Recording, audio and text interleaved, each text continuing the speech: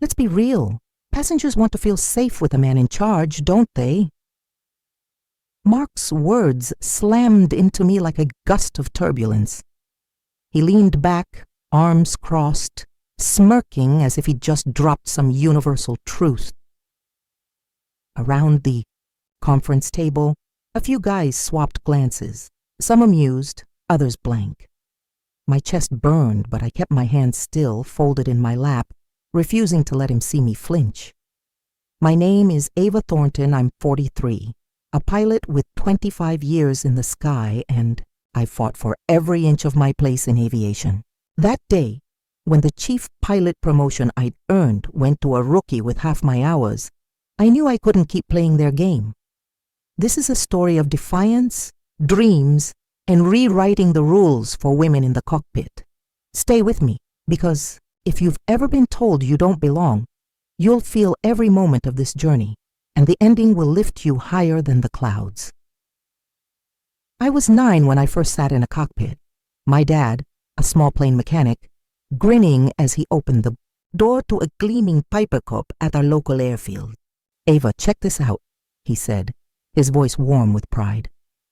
I climbed into the pilot's seat, my small hands grazing the controls, heart racing.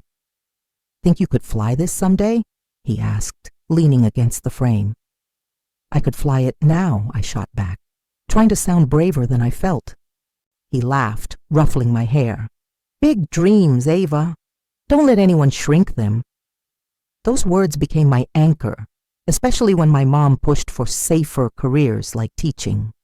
By 16, I'd scraped together every dime from summer jobs to pay for flying lessons. When I told Dad my plan, he set down his coffee, eyes serious. "You sure about this, Ava? It's a tough road, especially for a girl." "I'm sure," I said, my voice steady. "They'll make you work twice as hard," he warned, then smiled faintly. "But you're ready." Mom wasn't thrilled, muttering, "Flying's not everything," but she didn't stop me. Dad's nod was all I needed. Years later, after the Air Force and decades of commercial flights, I thought I'd earned my place. My record was flawless. 20,000 hours, countless long hauls, handling everything from engine glitches to panicked passengers. So when the chief pilot position opened at Skyline Airways, I was certain it was mine. I'd logged more hours than anyone, mentored younger pilots, and never faltered under pressure. But in that meeting, Mark's smirk and his words, "A woman in charge is a tough sell," shattered my hope. My dad's warning echoed, "They'll make you work twice as hard." I'd worked 10 times harder, and it still wasn't enough. This wasn't new. In the Air Force, my commander gave me the grueling assignment, saying, "Prove you belong, Thornton." I aced them, but promotions went to others.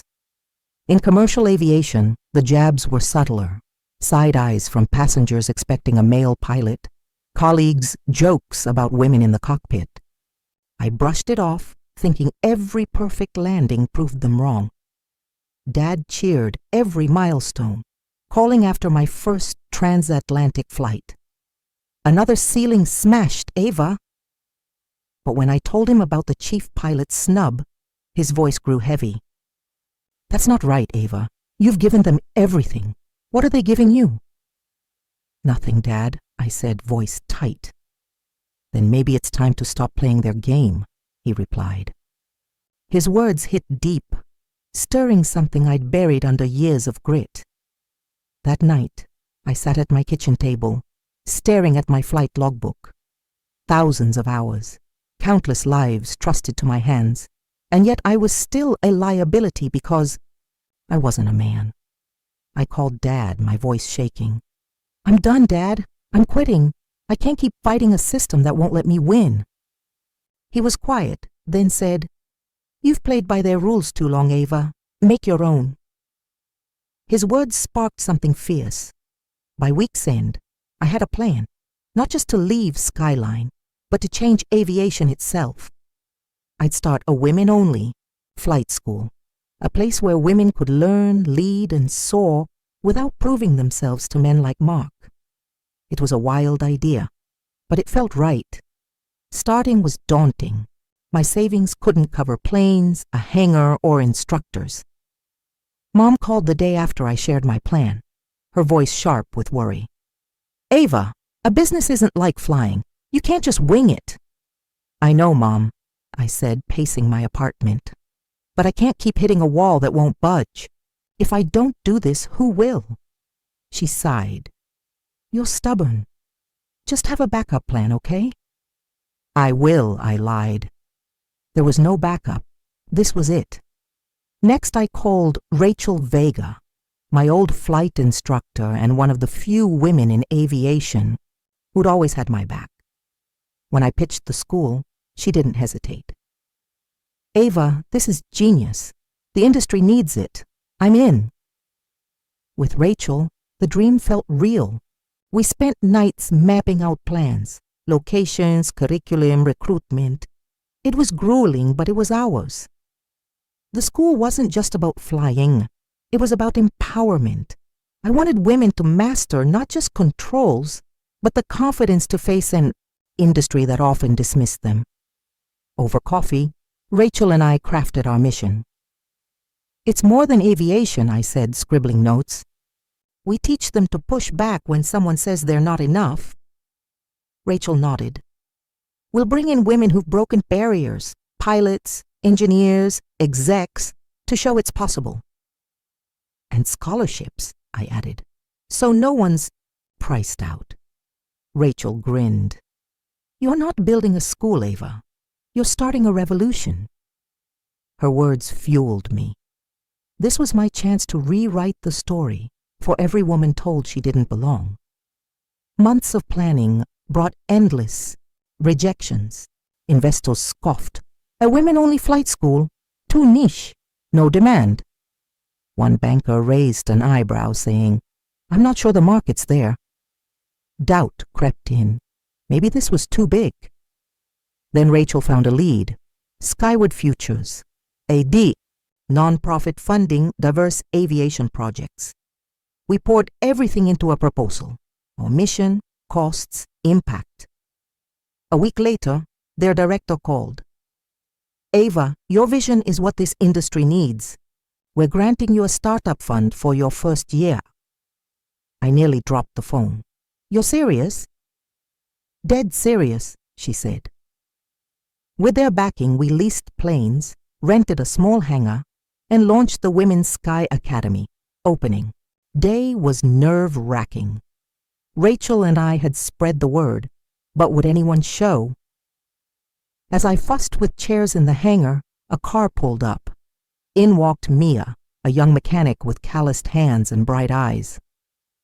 "I've always wanted to fly," she said, shaking my hand. But people laughed, told me to stick to fixing planes. Then came Ellen, a 50-something teacher, her voice soft but firm. "I dreamed of flying as a kid, but life, kids, work got in the way. Your program gave me hope." By noon, 6 women sat before us, each with a story of dreams deferred, but all radiating resolve. I stood heart full and said, "You're not just students. You're why this place exists." For the first time in years, I felt exactly where I belonged. Word spread slowly through aviation clubs and social media. Then Mia posted a video of her first solo flight online, and applications surged. Our 6 students grew to 25, a vibrant mix of ages and backgrounds. Rachel and I were stretched thin, teaching, managing, maintaining planes. "We need help," Rachel said one night, rubbing her eyes. "We can't do this alone." We posted for instructors, emphasizing our mission. The response was overwhelming. Tara, a former Navy pilot, wanted to inspire after leaving for motherhood. Priya, a jaded airline pilot, saw the academy as her chance to give back. Our new team shared our fire, letting us grow without losing our soul. A year in, the academy buzzed with life. The once quiet airfield echoed with engines and laughter, women conquering the skies. Then came a game changer. an email from Coastal Air, a regional airline. "We've heard about the Women's Sky Academy," it read. "Do you have graduates ready for pilot roles?"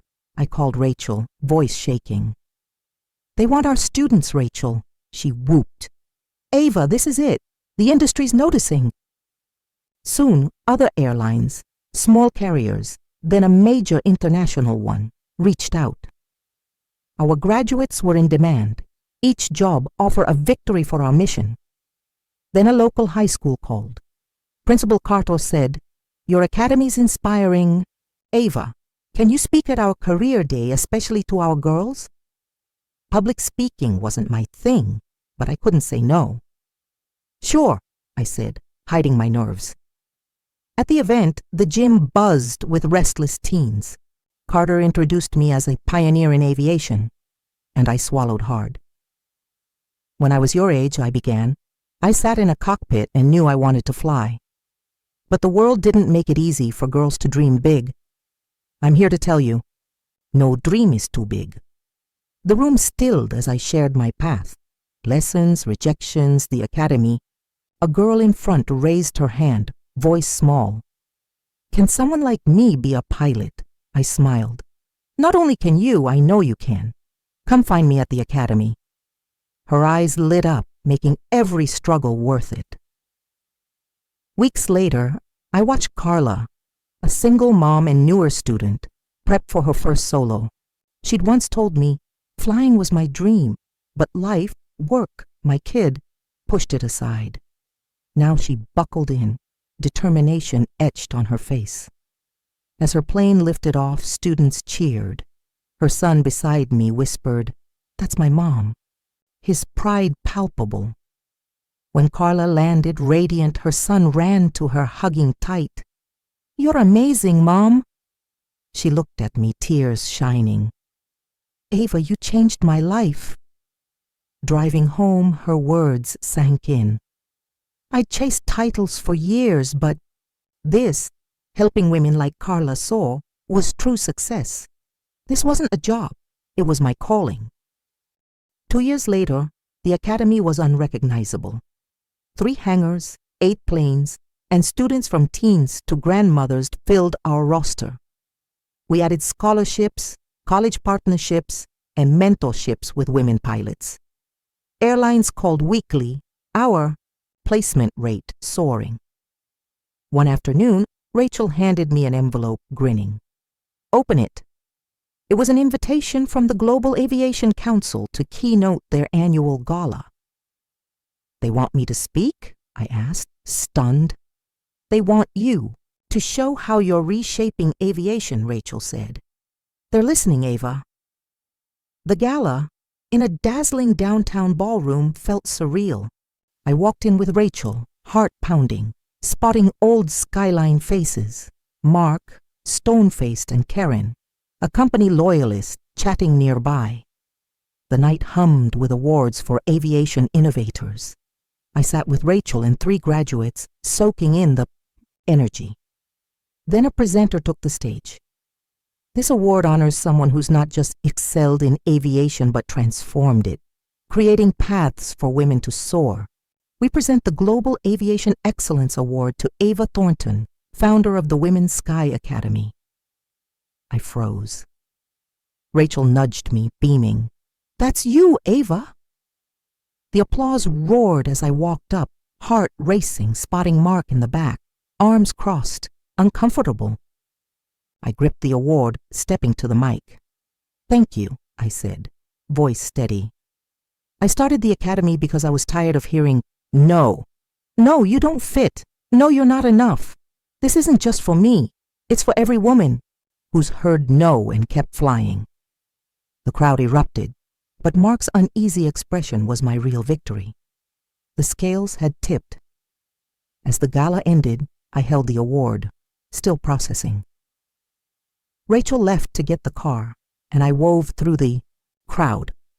Then I saw Mark by the exit, drink in hand. I could have slipped out, but our eyes met. No dodging this. "Ava," he said, forcing a smile. "Hell of a speech. Congrats." "Thanks, Mark." I said, calm but sharp. Funny, isn't it? Years ago, you said passengers wouldn't trust a woman in charge. Look at me now. His smile faded, eyes dropping. It wasn't personal, Ava. Just how things were. How you made them, I countered. The world's changing, Mark. This industry's changing. You're either part of the problem or the solution. I've picked my side, have you? He had no reply. I walked out, the night air cool and freeing. The fight wasn't over, but I'd won something bigger. Proof I was right to bet on myself. Riding home, a ward on my lap, I replayed the night, the cheers, the recognition, Mark's silence. Dad, gone a year now, would have been proud. His words, "Don't let anyone shrink your dreams," had carried me here. I'd spent years chasing approval from men like Mark, but no more. I was leading, building a legacy for women who'd fly higher because of me. At home, I set the award beside Dad's photo on the mantel. Scrolling through messages from students, colleagues, and strangers inspired by the news, I felt peace. The sky wasn't a limit anymore. It was a canvas, and we were painting it bold.